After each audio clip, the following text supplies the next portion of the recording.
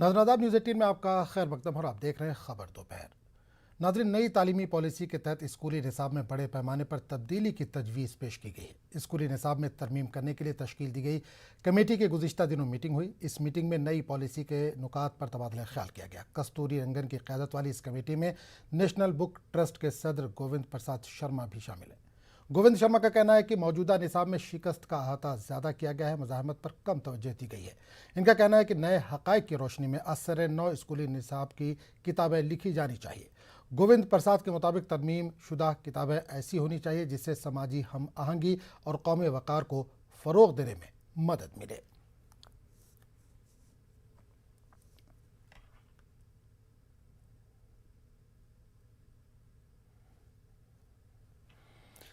तो इस पूरे मामले पर बात करने के लिए हमारे साथ तीन ख़ास मेहमान नाज़रीन जुड़ने वाले हैं। डॉक्टर पी ए इनामदार जुड़ेंगे हमारे साथ, जो कि सदर है MCE सोसाइटी के। इसके अलावा हाजी मोहम्मद हारून, जो कि बरकतुल्ला भोपाली एजुकेशन सोसाइटी के सदर है, वो भी हमारे साथ जुड़ने वाले हैं। इसके अलावा प्रोफेसर नोमान खान, जो कि माहिर तालीम है, वो भी जुड़ने वाले हैं। फ़िलहाल हम रुख करेंगे भोपाल का, जहाँ से नुमाइंदे मेहताब आलम इस वक्त जुड़ रहे हैं। मेहताब, नई एजुकेशन पॉलिसी या नई तालीमी पॉलिसी को लेकर काफ़ी दिनों से बातचीत चल रही है, ख़ासकर जो अक़लियत है उनको लेकर काफ़ी बेचैनी है। तो किस तरह का मंजर एक तरह से देखा जा रहा है नई तालीमी पॉलिसी को लेकर? आदम, नई तालीमी पॉलिसी की बात करें तो उसमें बहुत सारी तवक्कुआत हैं, बहुत सारे खदशात और बहुत सारे पहलू ऐसे हैं जिसका इस्तकबाल भी किया जा रहा है अक़लियती तबके के हवाले से। अगर मैं मध्य प्रदेश के हवाले से बात करूं तो मध्य प्रदेश में अभी तक जो तालीमी पॉलिसी थी उसमें आर्ट्स की तालीम जो तलबा हासिल करते थे वही जो है उर्दू की तालीम हासिल कर सकते थे। लेकिन नई तालीमी पॉलिसी के बाद जो मध्य प्रदेश हुकूमत ने एक बड़ा फैसला किया है कि अब साइंस और कॉमर्स के तलबा भी उर्दू ज़बान में अपनी तालीम हासिल कर सकेंगे, अपनी पसंद के मज़मून ले सकेंगे। तो एक बड़ी तब्दीली है और जिसमें उर्दू के तलबा के लिए एक बड़ा मौका है। लेकिन वहीं पर अगर हम दूसरी बात करें, जिस तरह से आपने एंकर में पढ़ा कि हम इसमें मज़ाहमत की बात जो करते हैं, क्योंकि नई तालीमी पॉलिसी में जो है फाइटिंग स्पिरिट की बात की जा रही है कि अगर बाहर के लोगों ने हिंदुस्तान पर हमला किया और हिंदुस्तान के जो है राजाओं की शिकस्त भी हुई, तो यहाँ पे फाइटिंग स्पिरिट के जज्बे को हमें पढ़ाने की बात की जा रही है। वहाँ पर शिकस्त जो है और मुज़ाहमत की बात जो है उसमें जो की जा रही है उसको पहलू पे देखने का। और फिर ही कि नई तालीमी पॉलिसी में जो खदशात है, खदशात यह है कि पॉलिसी ऐसी होनी चाहिए जिससे हिंदुस्तान की जो हमारे जैसे एक पॉलिसी हो रही है, हिंदुस्तान की एक जहती की जो मामला रहा है उसमें लोगों के जज्बात मजरू ना हो और तमाम लोग मिलकर जो है एक ऐसे कौमी धारे में जुड़ सके जहां पर तालीम भी हो, तरक्की भी हो, तवक्कुआत भी हो, इम्कानात भी हो। तमाम पहलू यहां पर हमारे साथ हैं। और पर आदम, जब तमाम पहलुओं की बात करते हैं तो हमारे साथ इस वक्त जो है प्रोफेसर मोहम्मद नोमान साहब मौजूद हैं, जो NCERT में प्रोफेसर है। और NCERT की मैंने बात इसलिए की कि NCERT ही निसाब को तैयार करता है। तो आइए उनसे जानते हैं कि निसाब की तैयारी में जो है जो नई तालीमी पॉलिसी उसमें किस तरह के मामले सामने आते हैं, तो निसाब कैसे तैयार किया जाता है और उसमें क्या क्या नए इम्कानात हैं, तवक्कुआत हैं और लोगों के सामने कौन कौन से नई पेचीदगियां और नए पहलू सामने आए। नोमान साहब जी, देखिए, हमारा मुल्क जो है कसीरुल लिसान और कसीरुल अदियान और मुख्तलिफ तहजीबों का हामिल, गंगा जमनी तहजीब का हामिल मुल्क है, कसीर आबादी वाला मुल्क है।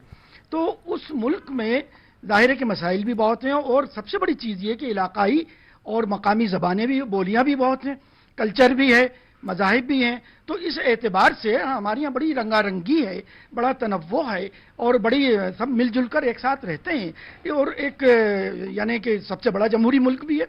तो इस ज़ाहिर है कि उसकी जो कौमी तालीमी पॉलिसी है वो ही इन्हिसार करती है, बहस करती है इस बात पर कि वो कैसी हो। जाहिर है कि अभी तक हमारी 3 कौमी तालीमी पॉलिसियाँ बन चुकी हैं, 1968 में, 1986 में और अब 21वीं सदी की ये पहली कौमी तालीमी पॉलिसी है, जो नई कौमी तालीमी पॉलिसी 2020 के नाम से जिसको मौसूम किया जाता है और जो कि अब हमारे पार्लियामेंट में जिसका की मंजूरी हो चुकी है और जिसकी कि तमाम चीज़ें, बेशतर चीज़ें फाइनलाइज हो गई हैं, सामने आ गई हैं।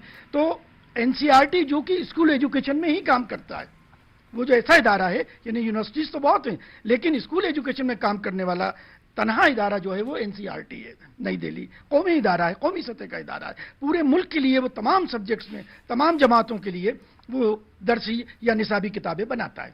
लेकिन आपने बताया कि दरसी और निसाबी किताबें बनाता है। सवाल यह कि यहाँ पे एक बड़ा तबका अक़लियत जिसे हम कहते हैं उसको बहुत सारे खदशात हैं, तो कौन से पहलू हैं जिस पर लेकर उसको खदशात हो रहे हैं?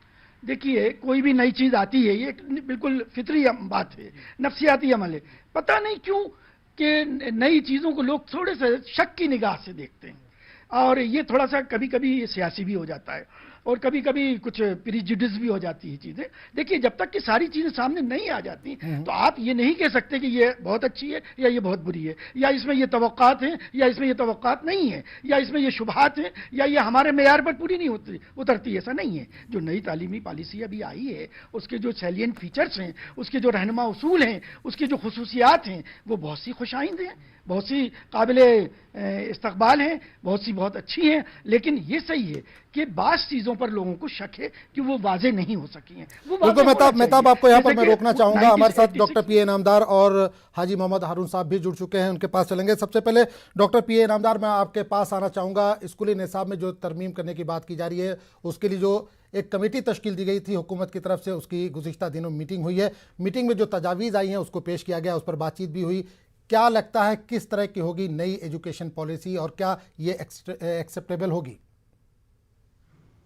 देखिए, जो कुछ भी न्यू एजुकेशन पॉलिसी है वो पहले बनाने में देर लगी हुई है। 86 के बाद में अपन अभी बनाए हुए हैं। जी जी। दूसरी चीज है पढ़ना पढ़ाना, ये सारी चीजें जिस स्पीड से बदल चुकी हैं उससे ये पॉलिसी खास करके हाई स्कूल और जूनियर कॉलेज के लेवल तक बिल्कुल जिस स्पीड से बदलनी चाहिए थी वो नहीं बदली गई है। क्योंकि जब तक हम लोगों को उम्र के 3 साल से उम्र के 12 साल तक कंप्यूटर लिटरेसी और अंग्रेजी बोलना सिखाने के लिए हम जब तक प्रैक्टिस या उसके लिए कोर्स नहीं करेंगे तब तक सचमुच नई पॉलिसी के तहत हम आगे नहीं बढ़ पाएंगे। दूसरा, पॉलिसी डिक्लेयर्ड होके अभी कितने दिन हुए हैं, साल 1.5 साल हुआ है, अभी तक उसके ऊपर सिलेबस बनाया जा रहा है, उसके बाद में कोर्स बनाया जाएगा, उसके बाद में ये हर तरीके की मीटिंगों के अंदर उसको अप्रूव किया जाएगा, उसके बाद में पब्लिश होंगे। अभी उसमें काफ़ी वक्त है। बिल्कुल। एक चीज़ यहाँ पर बिल्कुल इनामदार साहब, एक चीज़ ये जानना चाहूँगा, अक़लियतों में इस पॉलिसी को लेकर इतनी ज़्यादा बेचैनी क्यों है? सबसे ज़्यादा इसका अगर कोई ऑब्जेक्शन कर रहा है तो वो मुसलमान या अक़लियत ही कर रहे हैं। क्यों शक की निगाह से देखा जा रहा है इस नई तालीमी पॉलिसी को? उसकी वजह ये है कि नई गवर्नमेंट का जो कुछ भी अप्रोच है वो तालीम के सिलसिले से भी ज़्यादा लोगों को दूसरे हालात आसपास के देखकर वो हो रहे हैं डबल। तो मैं चाह रहा हूं जो कुछ भी आपके सामने रख रहा हूं, एक तो साइकोलॉजिकल ज़्यादा इम्पैक्ट है। आखिरी में आपको हिंदी पढ़ना ही है, आपको अपनी मादरी जबान पढ़ना ही है, अंग्रेजी पढ़ना ही है। और जहां पर लोकल अगर हम समझो महाराष्ट्र में है तो मराठी पढ़ना है, कर्नाटक में है तो कन्नड़ पढ़ना है, गुजराती में है तो गुजराती पढ़ना है। ये सारी जबानें तो कंपलसरी हैं। ज्योग्राफी के मामले में कोई चेंज हो नहीं सकता। मैथमेटिक्स, फिजिक्स, केमिस्ट्री, बायोलॉजी के मामले में कोई चेंज हो नहीं सकता। हो सकता है हिस्ट्री और दूसरी 2-4 सब्जेक्ट, 1-2 सब्जेक्ट के मामले में चेंज हो सकता है। लेकिन हर गवर्नमेंट अपनी एक पॉलिसी रखती है, अपना एक एजेंडा रखती है और अपना एक तरीक़ेकार रखती है। जी जी। हम लोगों को उस सिलसिले से ज़्यादा वरी करना नहीं चाहिए।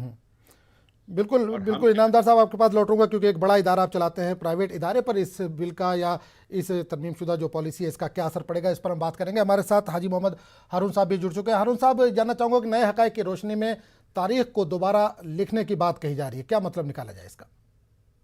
बिस्मिल्लाहिर्रहमानिर्रहीम। देखिए, उनकी बातों पे न जाओ कि क्या कहते हैं, उनके कदमों को भी देखो कि किधर जाते हैं।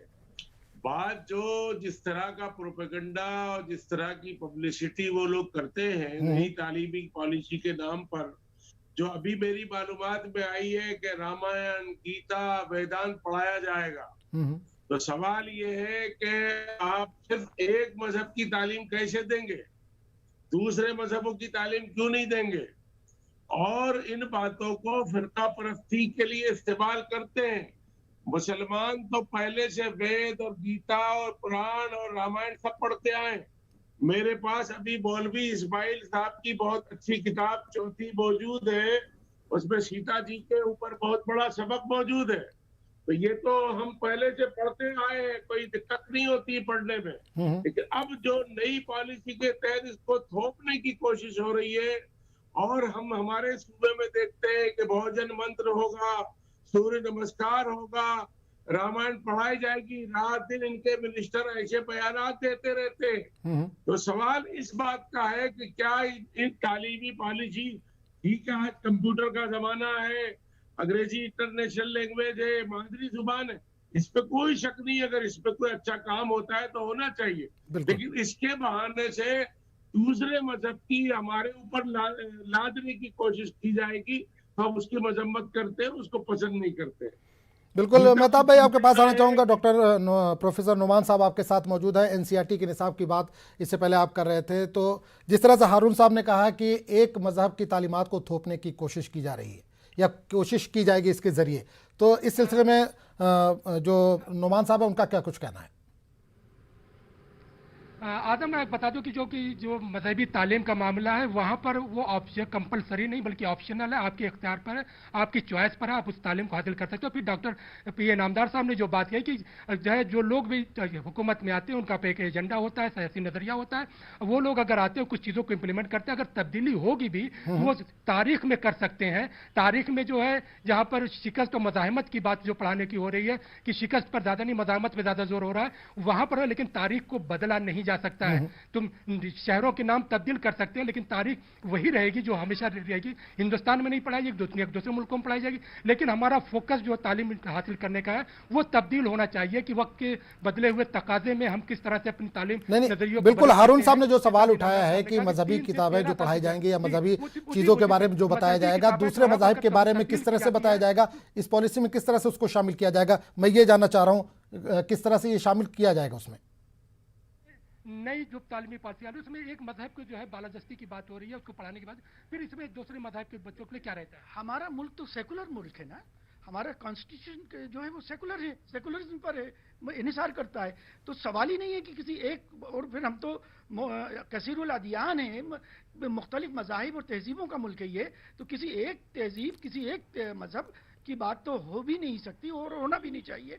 हाँ, ये बात ज़रूर है कि भाई अक्सरियती और अक़लियती मामलात हैं, तो ये हो सकता है कि भाई वो कसीर आबादी उनकी है तो उनका ज़्यादा तर्जुमानी उनकी हो, ये एक चीज़ अलग बात है। लेकिन इसके माने ये हरगिज़ नहीं है कि अक़लियतों के मफादात और हुकूक और उनके अकायद और उनके मजहब और उनके जो भी तरीक़ेकार हैं उनको नज़रअंदाज कर दिया जाए, ये कहीं भी नहीं है। मध्य प्रदेश के वज़ीर तालीम डॉक्टर मोहन यादव ने गुज़िश्ता दिनों जो बयान दिया कि मध्य प्रदेश के निसाब में यहाँ पर गीता और रामायण ये तमाम चीज़ें पढ़ाई जाएंगी। हाँ, अगर ऐसा बयान दिया गया और वाकई दिया है तो ये नहीं होना चाहिए। मेरा ये मानना है, अगर हिंदुस्तान अगर जैसा कि है, अगर क्या कि भाई एक जमहूरी मुल्क है, एक सेकुलर कंट्री है और सभी लोग मिलजुल कर अहद अतीक से हज़ारों सालों से यहाँ साथ साथ मिलजुल कर रहते आ रहे हैं और इसकी तश्कील और तामीर में, तरक्की में, इसकी खुशहाली में सभी का बराबर का कंट्रीब्यूशन है। तो ये तो मुमकिन ही नहीं है कि आप एक मज़हब की जो है को तरजीह दें और दूसरे मज़ाहिब को छोड़ दें, उनको जो है नज़रअंदाज कर दें। ये तो जाहिर है कि ये सियासी एजेंडा तो हो सकता है, कौमी तालीमी पॉलिसी का एजेंडा ना होना चाहिए, ना ये है। मैं समझता हूं तालीमी पॉलिसी में इस तरह की बातें आई थी जो आप लोग बना रहे थे? बिल्कुल नहीं, हमारे सामने कोई ऐसी बात नहीं आती। हमारे सामने तो ये आते ही कि हमारा मुल्क गंगा जमनी मुल्क है, तहजीब का हामिल है, सबका साथ, सबका विकास, सबका विश्वास की बात होती है। तो फिर ये बात कहाँ से आती है?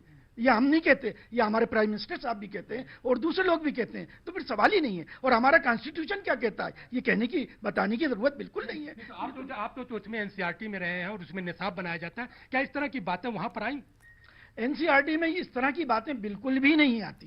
देखिए, जो भी सैलिएंट फीचर्स हैं, जो भी अहम निकात हैं, जो भी रहनुमा उसूल है कौमी तालीमी पॉलिसी के, उनको हम अक्स करते हैं। असली में एनसीईआरटी तो मुशावरती एजेंसी भी है जो हुकूमत हिंद वजारत आला तालीम को भी और स्कूल एजुकेशन को भी मुशावरत करती है, वो मशवरे देती है। तो जाहिर है कि वो ऐसा मशवरा क्यों देगी?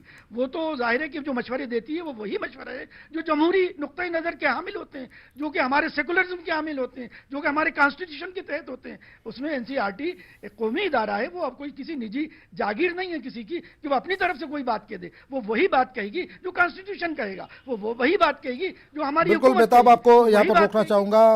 वक्त एक ब्रेक का हो चुका है। ब्रेक के बाद लगातार इस पर हम बात इंशाल्लाह करते रहेंगे।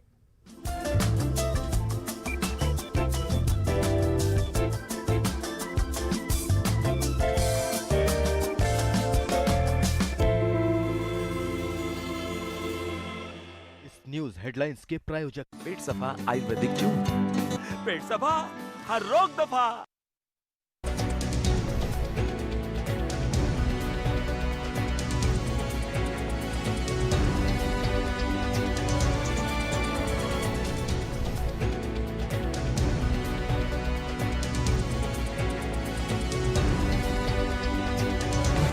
इस न्यूज हेडलाइंस के प्रायोजक पेट सफा आयुर्वेदिक जून, पेट सफा हर रोग दफा।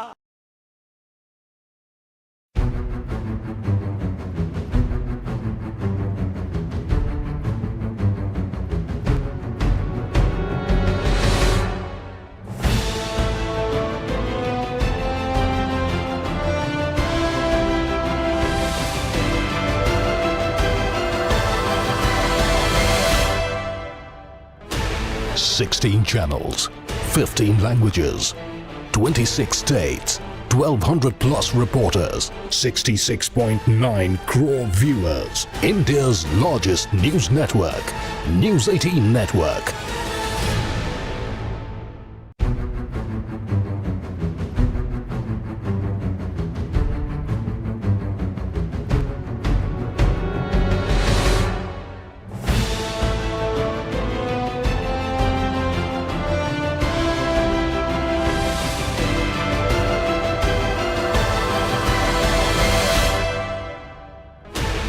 Sixteen channels, 15 languages, 26 states, 1,200 plus reporters, 66.9 crore viewers. India's largest news network, News 18 Network.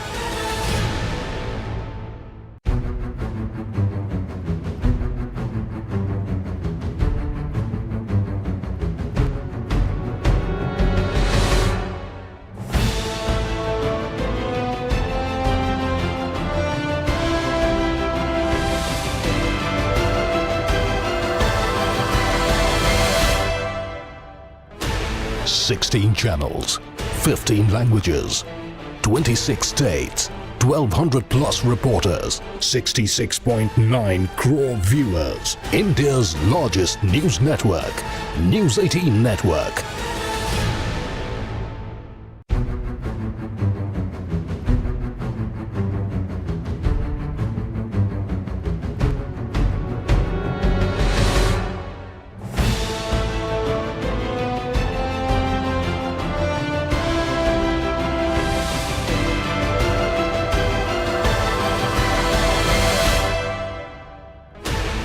Sixteen channels, 15 languages, 26 states, 1,200 plus reporters, 66.9 crore viewers. India's largest news network, News 18 Network.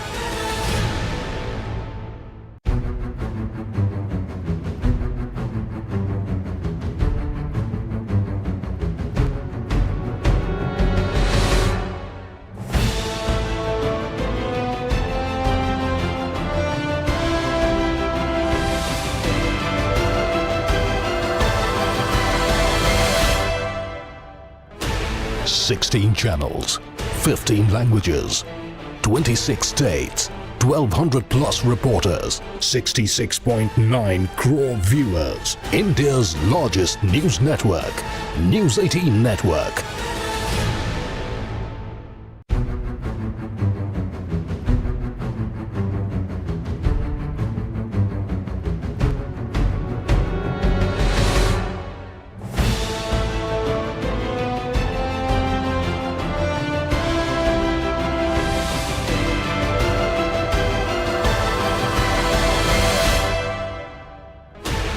16 channels, 15 languages, 26 states, 1200 plus reporters, 66.9 crore viewers. India's largest news network, News 18 Network.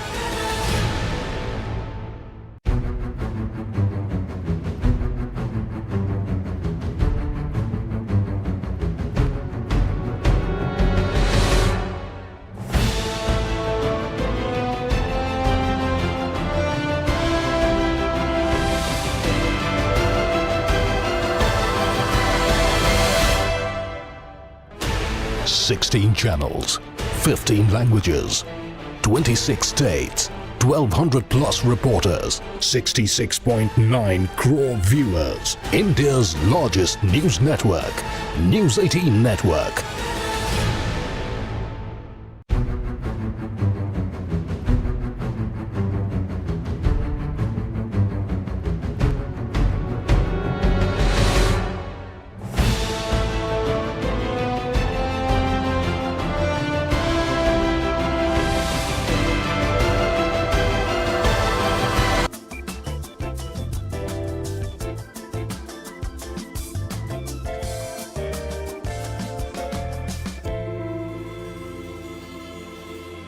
खबर दोपहर में एक बार फिर आपका खैर मकदम। और आज हम बात करें नई तालीमी पॉलिसी के बारे में। हमारे साथ डॉक्टर पी ए नामदार, हाजी मोहम्मद हारून और प्रोफेसर नुमान खान जुड़े हुए हैं। डॉक्टर पी ए नामदार, आपके पास आना चाहूँगा कि जब ये तालीमी पॉलिसी, जो नई तालीमी पॉलिसी है, इसको लागू कर दिया जाएगा तो जो प्राइवेट तालीमी इदारे हैं, जहाँ जो एजुकेशनल सोसाइटीज़ हैं, उनके लिए कितनी मुश्किलात होंगी इसमें? हिस्ट्री में मज़हब की बातों को सिखाना एक अलग मामला है और उनको पूजा अर्चा या देव देवताओं के सिलसिले से वहाँ पे क्लास में कुछ करने के लिए लगाना एक अलग मामला है। वो रिलीजन का मामला है। ज्यादा से ज्यादा लैंग्वेज समझना और ज्यादा से ज्यादा मजहब के लोगों की मालूमात रखना, ये हमारे लिए अच्छी चीज है। अपने मजहब की मालूमात रखना एक अलग मामला है। दूसरे मजहब की भी सारी चीजों को ठीक से समझना, ये भी अपनी एक रिक्वायरमेंट है। तो हमने उसको ऐसा नहीं समझना चाहिए कि क्लास में रिलीजन के तहत उसको आपको बात भी करने के लिए लगा दी जाएगी, दुआ पढ़ने के लिए लगा दिया जाएगा। तो जानकारी के लिए पढ़ना जरूरी है। नहीं, जानकारी के लिए पढ़ना हिस्ट्री है बिल्कुल। और रिलीजियस स्टडी हमारे लिए, जैसा हम अगर अपने इसके स्कूल के अंदर दीनी तालीम की बात करते हैं तो उस वक्त में नॉन मुस्लिमों को वहां पर उनके परमिशन के माँ बाप के सिवा बिठाया नहीं जा सकता। इसी तरीके से अगर ये बात वहां पे पूजा अर्चा की है और दूसरी कोई भी चीज है, तो अगर मुस्लिम माँ बाप वहां पर उनके बच्चे पढ़ रहे हैं तो उनको परमिशन लेनी पड़ती है मुस्लिम माँ बाप की कि हम यहाँ पे उनको पढ़ाना चाहते हैं, आपकी परमिशन है क्या? नहीं है तो उस वक्त में इनको दूसरे जगह बिठाए जाकर दूसरी बातें समझाई जाती हैं। ये कानून का मामला है। अब जब कानून का मामला आएगा तो उसके लिए क्या करना एक अलग सब्जेक्ट है। जी बिल्कुल, वो आगे की बात है। चाइना की भी सीखने की है, ईसा अलैहिस्सलाम की भी हिस्ट्री सीखने की है, मूसा अलैहिस्सलाम की भी हिस्ट्री सीखने की है। हिस्ट्री सीखना एक अलग मामला है। तो हम क्या चाह रहे हैं कि हम ये दोनों चीजों के फर्क को थोड़ा समझ लें और फिर कानूनी रिएक्शन क्या करना है क्या नहीं है वो हम बाद में देखेंगे। चलिए हारून साहब, आपके पास आना चाहूंगा, क्या मुल्क की तालीम को जाफरानी रंग देने की कोशिश की जा रही है? जी देखिए, ये बात को समझना चाहिए कि मुल्क की आजादी जो है अंग्रेजों से हमने आजादी हासिल की या 1000 साल की गुलामी से आजादी हासिल की, दोनों बातों को समझने की जरूरत है। हमने आजादी जो हासिल की है वो अंग्रेजों से आजादी हासिल की है। ये लोग कहते हैं कि 1000 साल की गुलामी के बाद आजाद हुआ। अगर ये सबक पढ़ाए जाएंगे कि मुसलमानों ने 1000 साल तक जुल्म किया है या 800 साल तक जुल्म किया है, तो मुल्क की फिजा तो मुकद्दर हो जाएगी, मुल्क में अजीब माहौल बनेगा। तो इनकी ज़हनियत तो इस तरह की बनी हुई है। ये इसको समझने की बहुत सख्त जरूरत है। तालीम जब वो खुलकर उसमें उन्होंने रामायण, गीता और वेदांत की बात कही है, इसकी तालीम दी जाएगी। उसके ऐलानात आ रहे हैं ईशा और मूसा और इस्लाम की बात कहाँ आ रही है उसमें? अगर वो सबको पढ़ाना चाहे तो हम वेलकम करेंगे, लेकिन वो ऐसा नहीं कर रहे हैं। वो सिर्फ भजन मंत्र पढ़ाने की बात कर रहे हैं, वो दूसरा और कोई बात नहीं कर रहे हैं। बात को समझने की जरूरत है। बिल्कुल। चलिए हारून साहब, बहुत बहुत शुक्रिया आपका। प्रोफेसर नुमान साहब, आपका भी बहुत बहुत शुक्रिया। और डॉक्टर PA इनामदार साहब, आपका भी बहुत बहुत शुक्रिया। तो खबर दोपहर में आज फिलहाल इतना ही। अगले बुलेटिन में आपसे फिर मुलाकात होगी। आदाब।